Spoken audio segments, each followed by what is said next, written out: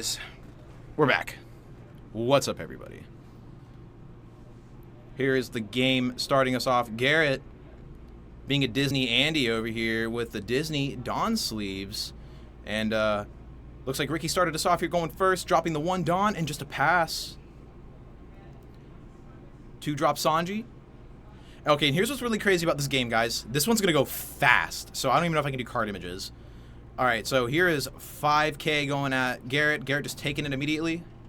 Here's the crazy thing about watching Garrett play, guys. He's told me in the past that him and Evan actually opt to do speed games, and literally they just try to finish like Whitebeard mirrors and like other crazy matchups within 5 minutes most times, and they do it. And it's like a real game too, where like the decisions that were made were correct. You know what I mean? So. This is some good gameplay here, and Garrett is no stranger to the camera. Garrett has topped some of our online events for this game, along with a offline regional. And then when they did a 3v3 I think like last month, him and his crew got first place. So Garrett is the serial Luffy salesman, one might be able to call him. Ricky going down to 4, and we see Striker in play. That is a interesting stage. Let's get Striker on the field. Red. Oh boy, I didn't save any of these, did I? Oh, you're dang Skippy, I didn't, chat.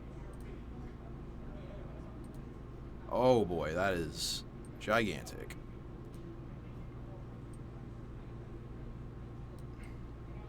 So, let me see if I can get this properly sized and fitted correctly. There's a card image for you guys. Here's Striker. Activate main for 2. You may rest the stage of your leader's Porcus D-Ace. Look at the top 5 of your deck. Reveal up to 1 event card, add it to your hand, then place the rest at the bottom of your deck in any order. So this is a way for you to just guarantee yourself getting events. Ace plays a bunch of events. And actually, something probably more relevant than the stage would be the leader. So let's actually get Ace on the screen here. And I don't know why it keeps doing that, guys. My goodness. Keeps just... There we go. When this leader attacks or is being attacked, you may trash any number of event or stage cards from your hand. For each card you trash, this leader gains 1,000 power during this battle. So, for my Bandai Kings out there, this is literally a DBS effect. I didn't play DBS, but this is typically what happens. Oh my gosh, chat. Forget about this for a second. Look at the swag Garrett is displaying. Full art leader. Cool Bandai Premium Collection Nami. And then the regional Zoro. That's a hot card, chat.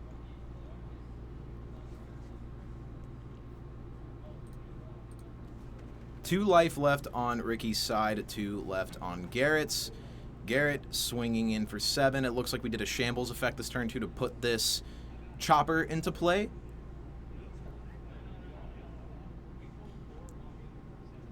Garrett out here flexing on fools. Yeah. Ricky's no fool, though. Ricky is the omnipotent.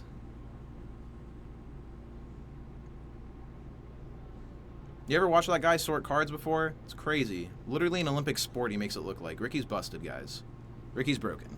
Alright, so here comes a refresh. Looks like it was just a swing in from Zoro and a swing in from Law. We countered out of that. Ricky's still at 2 life. We have a big old Marco in play. And an ace.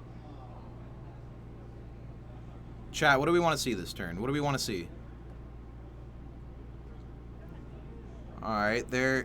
Flame Emperor taking out that Zoro. That was kind of costly. And then we're just going to swing 5. Chopper's going to block. Swing with the Marco.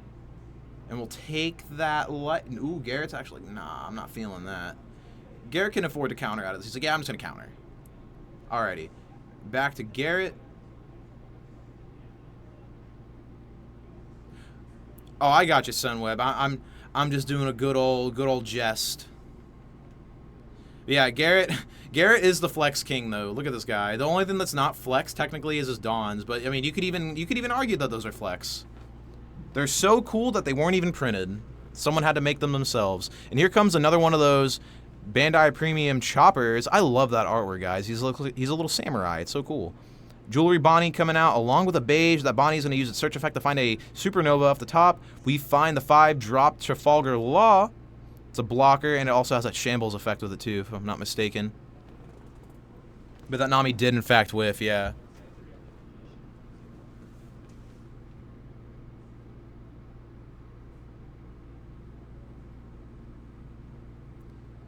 There's a swing coming in here.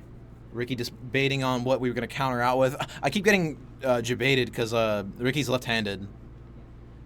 So I'm like looking at his life like, wait, why is it face up like that? Lol. Alrighty, so he took that life down to 1. Garrett's at 2. This game is fast, chat. It's been less than 10 minutes. Oh my god. Yeah, actually, that was a little bit of a bait there. Garrett, what are you doing, bud? Where's the alt 5 cost laws? Does Fern have them? I bet they're in Fern's deck. Alright, here comes Whitebeard Pirates. 1-drop Searcher. Grabbing an Ezo. Searcher into a Searcher, into a Searcher, into a Searcher. Tapping another 1. We're going to slam that Ezo. Jam the top 5. Find a Whitebeard Pirates card. See Marco as a target, ace, and then an event. Gonna ponder on that for a second.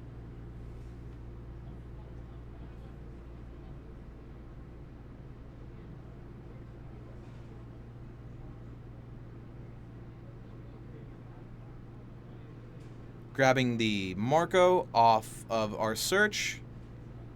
We do have enough Dawn to play this right now. The crazy thing about Law, guys, is like you don't know what's going to happen next. I mean, you don't know what's in their hand. They can just shambles into a bunch of blockers. They can shambles into a Luffy that just swings at you and ends your game right there. There's a lot that Law can do. I am so not versed in Law because I just see the deck as like a Giga Brain deck, and you got to have a Giga Brain to play it. I don't have a Giga Brain. Just imagine if Ricky could play 4 Radical Beams. Dude, I don't want to imagine that. Radical Beam was crazy.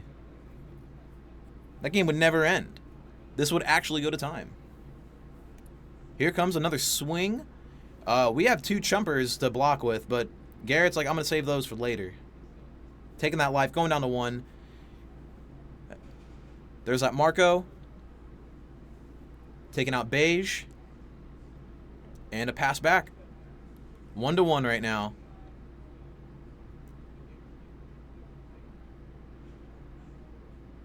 But Garrett's got the book in his hand, chat. So we saw him pick up that Law last turn. So that Law could easily come into play and be one of our blockers. I could replace this Nami that he whiffed on to put it back in the hand. And he could hard cast a Nami again to try to, you know, not whiff on her. So let's see what happens here. Targeting Nami, going to return it to the hand.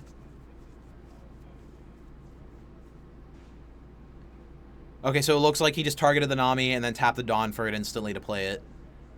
Doing a little bit of a shortcut for the stream here. Did he whiff again? Chat. Oh my gosh.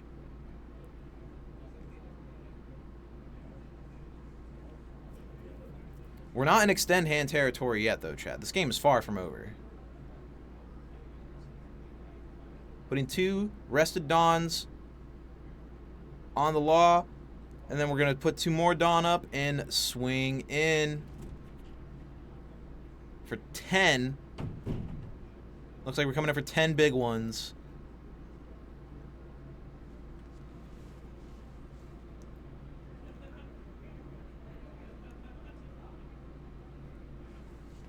Bro, hand on the chin, quick look at the camera. Literally verbal, saying it out loud in his head. There's no way he gets out of this. Oh, the event. Guard point and a Jozu to follow it up and counter out of this. Ace making plays, chat. Final Dawn, up to 10. Alright, 10 minutes has elapsed finally. Here comes Otama. Targeting Law. Yep. There's that removal right there. No blockers for you, sir. Here comes Makino, gonna pump. I think that's Izo he pumped.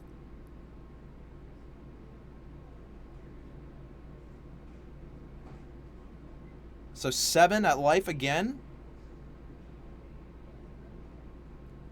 Ricky still has 4 open Dawn, or sorry, 3 open Dawn, a leader swing, and 2 Marcos to swing with. I think that's it. Yep, and right there with the concession from Garrett. Sorry to mess with the life at all that game, chat. When I have commentators, the life will be adjusted on stream usually. But there we have it, guys. Ricky Calarco is the winner for this round. Having all the gas, not a single break in sight, chat. But yeah, there's round 2, chat. Oh, let me bust